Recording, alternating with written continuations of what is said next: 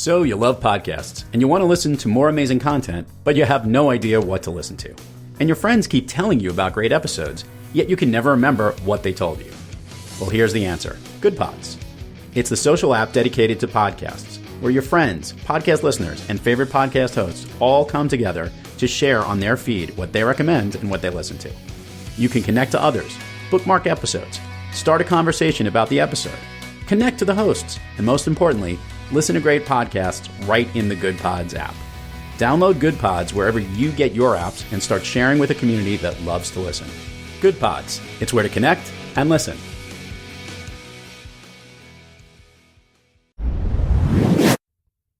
Think big, think positive. Never show any sign of weakness. Always go for the throat. Buy low, sell high. Fear, that's the other guy's problem. Nothing you have ever witnessed will prepare you for the absolute carnage you're about to witness. It's Thrive Loud with Lou Diamond.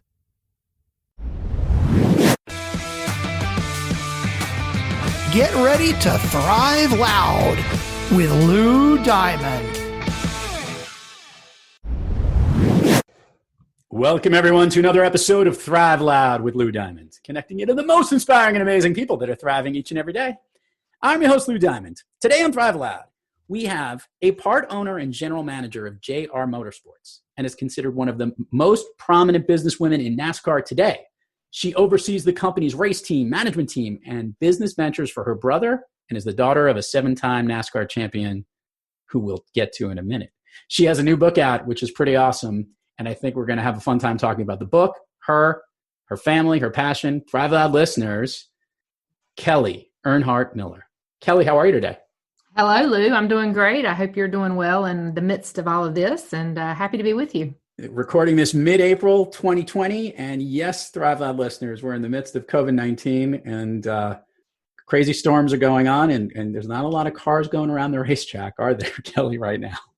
No, there's not. We've been on a bit of a hiatus, and looks like from what I'm hearing, and nothing official been put out yet, but I think we're probably on the end of May time tracking at least, if not maybe into June. But yeah, we're ready to get back to work and seeing our people and just working together and getting back on the racetrack.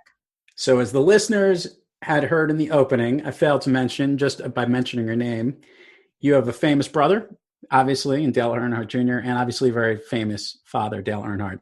Can I ask a question? Can you talk growing up racing and what that was like? Just obviously, it probably is no different than any other family business, but your business just being a little more unique. What was that like growing up? Yeah. So, for the first 10 years of my life, we're talking about through the 70s here.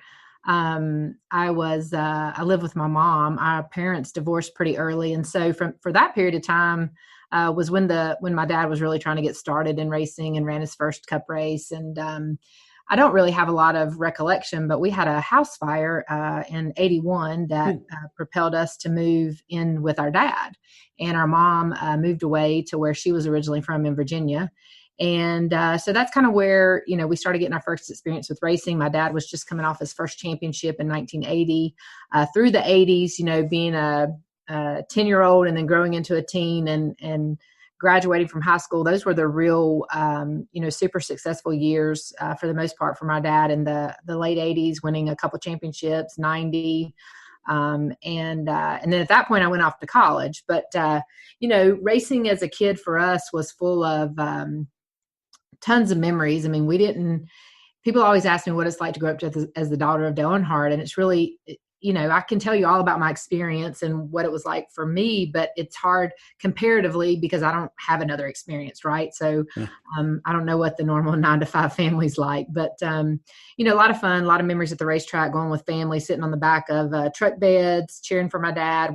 Kids would be playing in the infield, sometimes not even realizing, what was happening in the race. And, so it was a lot of fun from that aspect. But, the one thing that we missed out on was time. And my dad, we compromised and sacrificed a lot to get to where he was. And that came at the expense of his family in a lot of cases until, he really started making it in the later 90s. And so, yeah. It's actually interesting because I think you'll like this. From the time you just hit upon it as a young girl into a professional woman, there is probably the most meteoric rise of any sport in that condensed period of a time window. Because I think you might still be able to recognize and remember a time when car racing and NASCAR specifically was still not quite major leagues, to the point that it is beyond the major leagues on where it went. Do you agree with me on that? You like having that purview of watching something, just not hockey stick, whatever's sharper in an angle than a hockey stick to the moon, because NASCAR has grown to such unbelievable heights in the time frame of where you grew up to today. Yeah, it sure has. I can remember the short track racing, dirt track racing that my dad did. And then, the very early years of the 80s, obviously the first TV race for NASCAR was in 1979. And so that was a really a time that really propelled the sport. But, for what I witnessed in the growth of the sport in the late 80s through the 90s and into the 2000s, was nothing short of spectacular. I worked in 95 when I graduated college. I worked in the souvenir business called Sports Image. And so we were selling all the t-shirts, hats, die-cast, those kinds of things at the track and throughout, Walmart and so on and so forth.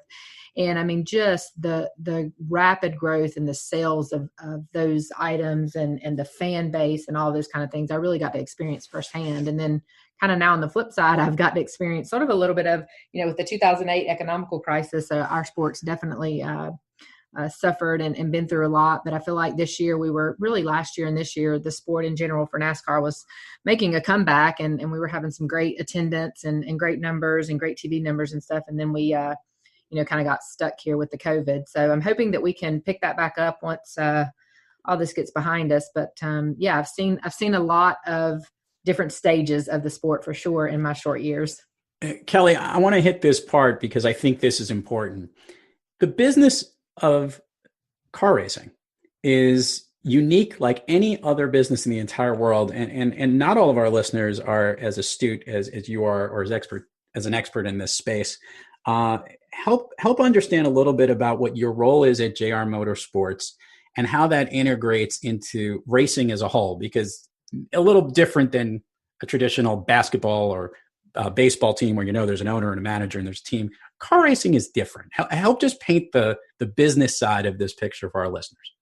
Yeah, the biggest thing about our sports is where the leagues control NFL and basketball, and so they control kind of the one body type of thing. And so everything kind of rolls up under the league. Our sport's always been pretty individual from the standpoint that you've got owners, which you do in the other sports. You've got drivers who represent themselves and handle themselves like players in the NBA and NFL and some of the other sports. But we don't roll up to sort of the management body or the league body and them telling us everything that we have to do, so to speak. Of course, they make the rules on the racetrack and so on and so forth. But when it comes to marketing and sponsorship and the business aspect of racing, it's pretty much left up to all the individual stakeholders. And at times, that's early when I talk about those 90s and all that, that was a time when I think all that worked really well. And I think it's we're getting to the point where now we're having a lot of meetings with NASCAR and we're starting to really think of ourselves as one body. And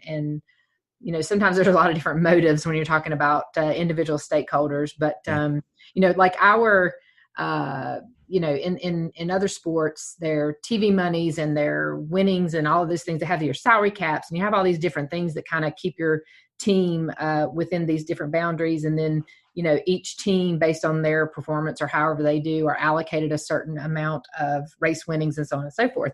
That is how it works in other leagues, the TV rights and stuff. It doesn't work like that for us so much. So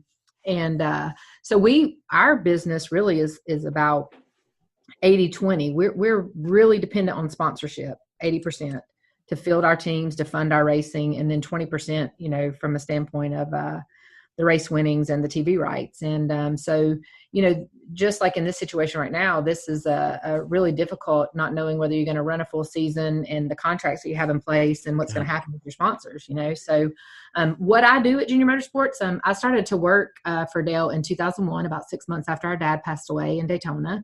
And I came to work for Dale just to run his business aspect. So to be sort of his agent, manager, negotiating contracts, running his business, working on license deals, sponsorship contracts, relationships with his team at the time, which was Dale Earnhardt Incorporated, and then moving to Hendrick Motorsports. And then we started our own race team, and that's grown to 4 cars this year in the Xfinity Series. And so I have a lot of different roles. I kind of oversee, we have about 6 or 7 companies that I oversee, various industry and business. And I do everything personally for Dale, oversee his investments, oversee his personal spending, and help him kind of figure all those things out. And then on the business side, run the race teams. I have a great group. I have 125 employees. So I have a great group of people that help support me in all of our efforts. Kelley, who's older, by the way? Dale, you're older, but you got a brother. I was going to ask that dynamic, I guess, from that perspective. He looks up to you in both ways, obviously, as an age, as an older sister, but also obviously as a business leader as well. Yeah, we have a really unique relationship that so many people, when they're around us or they hear our story, they're like, this is just so unlike so many brother-sister relationships that they're aware of. But, I mentioned that our parents divorced when we were 4, and my mom, single mom, worked 3rd shift. I did a lot of kind of the mothering and looking after Dale. And Dale was a very timid, shy individual, and I was very outgoing. I was more like my dad in that sense, and, took control of situations, and nobody messed with me. But Dale he's avoids conflict and doesn't like that kind of stuff. So he's very timid. So, throughout our life, I was kind of in this motherly hen role looking after him. We went off to military school together and different things like that, where it was just the 2 of us, and our dad was gone so much. We just spent so much time together. And then when the opportunity came for me to work with him, it was a no-brainer to him, because, this is how things rolled. When he was 18, he wanted to buy a computer. He had no credit. I remember going to Best Buy with him at the time, and I co-signed on a computer for him. That's how our relationship worked, And so it's worked out well. He's always concentrated on the driving and the competition side of things, and doing his best for his sponsors and marketing. And I've kind of managed to run the business, and he's always let me make those decisions for the best interest of him. And it's worked out, really well. I've got 2 questions, but there's one I want to hit beforehand, but I would be remiss to let it go. Only because, as I've mentioned to you before we started recording, I'm a fan of the sport, and I've been to 2 races in person. And the one race I went to was the first race, unfortunately, after the tragedy at Daytona with your father. I was going to just ask, is it okay if I ask this question? Did you go to Rockingham? Yeah. That's okay. Wow. Which Rockingham and Texas Motor Speedway were the 2 that I've How ever did you end up in Rockingham? I had a client not too far away from it, if it makes it feel that way. And they were pushing it, and they had gotten the tickets months before. Wow. Obviously now we're going, and obviously just such a tough component afterwards. First of all, obviously terrible news had happened. For the listeners that need to know this, obviously, maybe you could give more of the details of what happened and how you were at that moment. Yeah. So, I was actually at my grandmother's house watching the Daytona 500. I had a newborn baby, 5 months old, my first daughter, Carson. And we were there hanging out with Mama. My Mama was a big supporter of helping me out with, just giving the new mom a little extra time and hands, another set of hands to help out. And so I was at her house watching the race, and I think we had maybe another family member or 2 there. And of course, the end of the race happens, and we're cheering on Michael Waltrip and cheering on Dale, and Dad's up there in the top 5, of course, too. And, the accident happens, and we look at it, and we didn't think anything of it. The accident itself was not a brutal Daytona accident. Right. And so, unfortunately, my dad passed away in that accident, just due to some other situations, and found out, got a phone call from my uncle who worked on my brother's team, the number 8 car, the Budweiser car. And just, chaotic from that moment, just could not believe what was happening. And for me, and I know we're going to talk about my book in a little bit, but I dive into this a little bit in my book, that was a really difficult period of time for my dad and I in our relationship. I was 27 years old. I had a new baby. Dad wasn't exactly pleased with my situation with my significant other. Mm-hmm.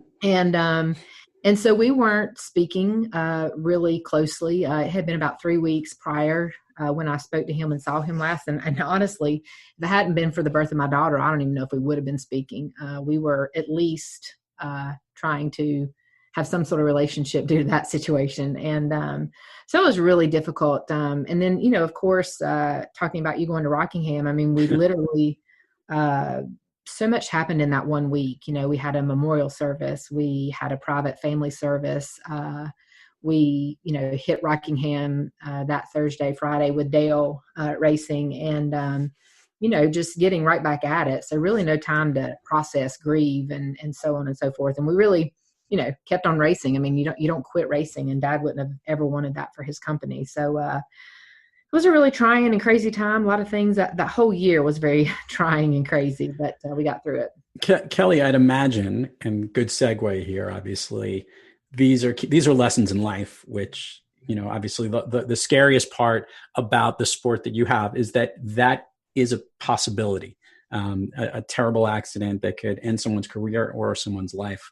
And that being said, a lot of the ways, the family sense around your sport and all of those lessons must have been incredible things that other people can benefit from, understanding how to work great with the team, lead others. You said 125 some odd people that you oversee. Give us a little bit of a peek into your book, Drive, 9 Lessons to Win in Business and Life, so we understand a little bit about where you're heading towards in this message so that listeners and future readers can understand.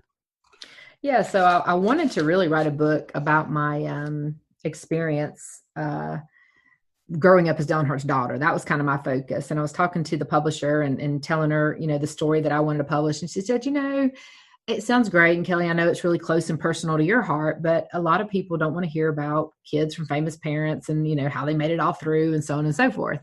And I said, but I promise you the NASCAR fan's different. And they are different. They're such a loyal group of people who want to know every little juicy detail, and especially when it comes to Dale Earnhardt, because he was just larger than life.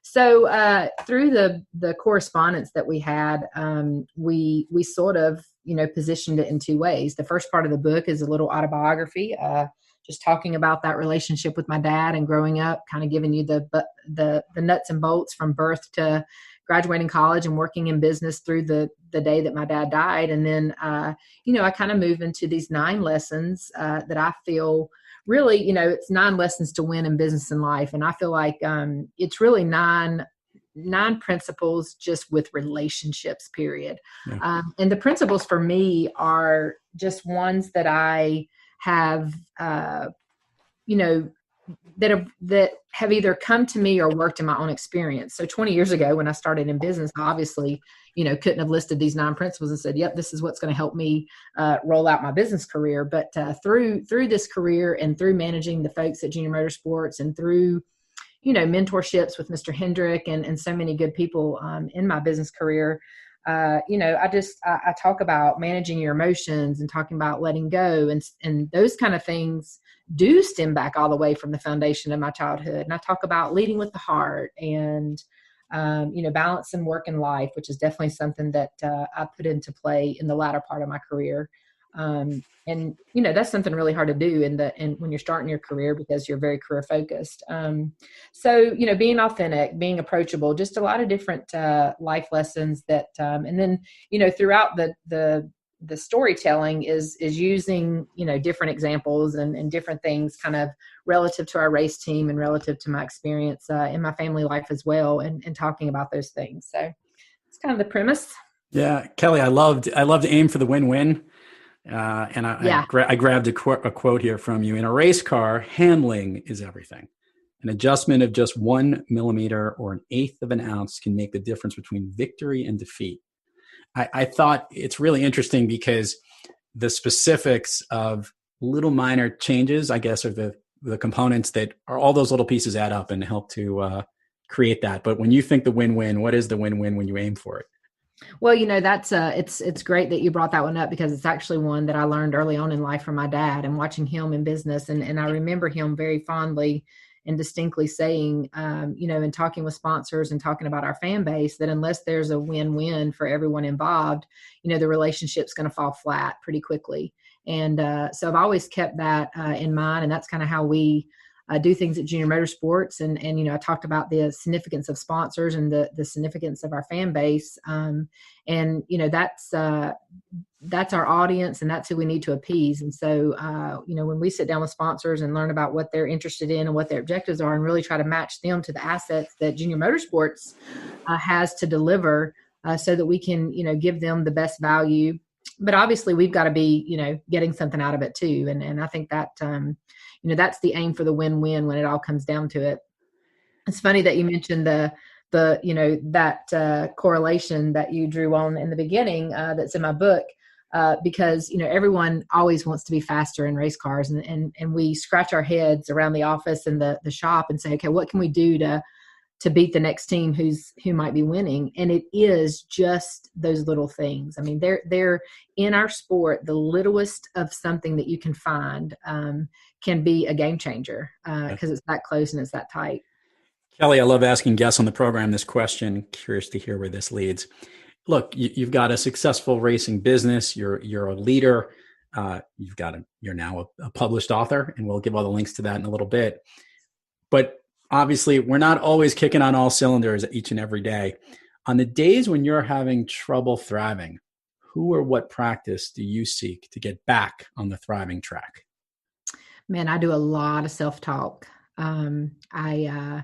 Been through years of therapy, which got me to this point of even being able to share my story about my dad and talking about him through this book in a light that is not the same light as everyone else saw him in, as a amazing, on the track race car driver. I talked about him as a father and the struggles that we had as a father and daughter. And so a lot of self-talk, a lot of, patience. I think about all the things I'm grateful for and try to have gratefulness for, just the little things. And I think, I think about, and even that relative to my childhood, I never wanted for anything other than time and attention. I had shelter, I had food, I had clothes, I had all the necessities. And that's kind of how my dad thought that it should go. You've got the necessities and you should be just fine. And so, but I really, I wanted time and attention. So I just think about, I went into my therapist the very first session and I said, I really feel so stupid for being here because, I'm Kelley Earnhardt. I'm the daughter of Dale Earnhardt. I've had so many fortunate situations in my life.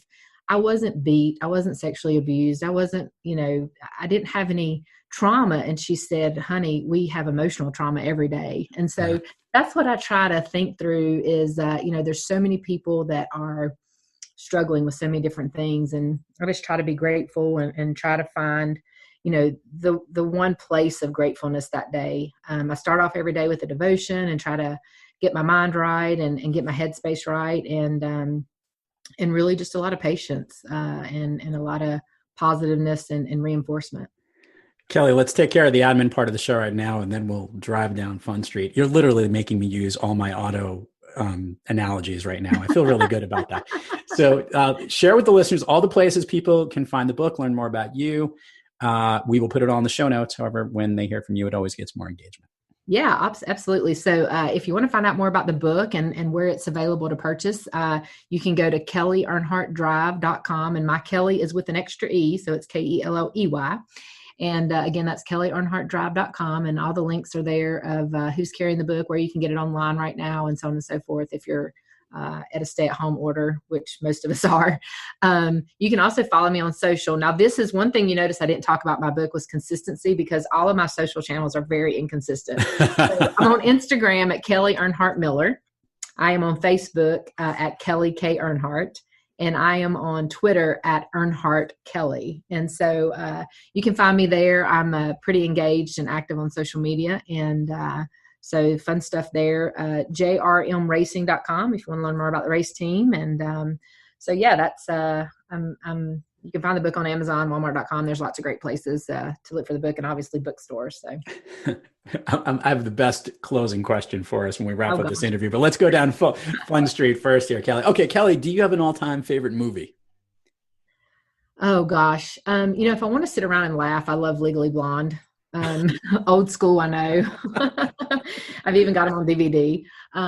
We've been really into lately. My son's 8, so we've been trying to catch up on a lot of old movies like Young Guns and Young Guns 2 and Six Pack and The Gambler and a lot of Western type old school movies like that. Do you have an all-time favorite song or a jam that you're listening to of late that helps you get moving, if you would, especially now when we're all stuck in our homes and in isolation? Yeah, I love all kinds of music. It's something that our family just loves music. I remember my dad listening to Madonna, Patsy Cline, Brooks and Dunn. I mean, all over the board. And so in the mornings, I have a 30-minute drive to work. And so if I'm feeling that I need a little motivation, I put on like Happy, by Pharrell, or I put on I like jams, like Justin Timberlake and, some just fun, Bruno Mars. Love Bruno Mars. If I really want to get sassy, there's a great Bruno Mars song that I love. So I'll play that one. And, but I listen to Christian music. I listen to country music. I listen to all kinds of different music. Kelley, as it relates to the sport of racing, now, aside from a certain family member or members, is there another race team or driver that is maybe one of your big fans that you would root for, aside from obviously any family members behind the wheel? Well, it's funny that you asked me that, because I'm actually sitting in the office of Ryan Newman at his motorsports building. He doesn't live too far from where I am, and I didn't want to make the 30-minute trek into Junior Motorsports, so I asked if I could use his office. We're good friends off the track, and so we pull for Ryan. Martin Truex is a great friend. Both of them are hunting buddies of my husband, and so we have a lot in common with them. And over at the Hendrick camp, William Byron has come up through the ranks of Junior Motorsports, and Alex Bowman and Chase Elliott. So they're always ones in my book that we pull for and, want to see do well. But there's a lot of great personalities in the sport right now. Kyle Larson and there's so many young guys out there that are just making their way. So, those are kind of some of my favorites with personality and that I feel like can go far in the sport. So here comes the fun one. I read the foreword. The readers need to know, the listeners need to know that Dale Earnhardt Jr. wrote the foreword of your book. Uh-huh. What was your first reaction when you read what he wrote in the foreword of the book? Okay, well, very moving, because usually through all the years of our relationship, I'm the one sitting down at interviews talking about Dale. So it's very rare. And we've had, some interviews where we've done together and I've heard him speak about the importance that I have in his life. But the foreword, and really I've heard some other media that he did recently about the book as well. And he truly was shocked at my transparency and honesty. Yeah. It's something that we have always struggled with the ability to talk about. We both feel a lot of the same things about our childhood and growing up and the things that we really yearned for from our dad. And, we've always had this audience of fans. We didn't really ever want to let them down in what we were doing in the sport. And so, why ever the time is right now that it's happened. But that was kind of the biggest thing. Is I was shocked at how shocked he was that I was willing to go there. Because I've always been a very, outspoken person. So I think it gave him a lot of pride just to, and he's really wanted me to kind of stand on my own as well. You mentioned it earlier, I've got a famous brother, got a famous dad. And he feels like at times that maybe I should get more credit than I have. So it was really cool to read. Yeah. And I think I'd agree with you that it came through the pages of maybe his surprise. Actually thought it was really good. He was very proud of what it was. And then, that you're writing a book, and then he read it and that he was honored to be selected to do it. And then he read the book, and you can almost tell that it might have been a channel for him to talk through some of the issues that absolutely. He had. Yeah. I'll tell you a quick little snippet too, because I haven't told this to anyone else in any of my media stuff, but I was very nervous to ask him to write the foreword, because he seemed like the logical choice because he's the closest person in my whole entire life from a business perspective and personal. But, you know, he gets asked to do so many things. I was just like, I don't want to be that burden. And so when he said yes, that he told me he would have been offended if I didn't ask him. And so I'm really glad I asked him. But a lot of times, because of Dale's schedule and so on and so forth, we will give him notes about situations and say, okay, you use this and frame up. We need you to answer this, or we need you to give us a snippet about this or whatnot for different releases or whatnot. And I said, well, do you want to write it, or do you want, you know, someone within the office to take a crack? And he's like, absolutely, I'm going to write it. So that was really cool too, because in a lot of cases, you know, he works closely with someone in our office to kind of make things like that happen. And the fact that he did it 100% on his own was really cool. Kelley Earnhardt Miller, Drive, and which rhymes very much with our main show here at Thrive Loud. So we're very excited. Anything with the Drive Loud and Thrive. Truly a pleasure to have you on. An honor. Continued success to JR Motorsports.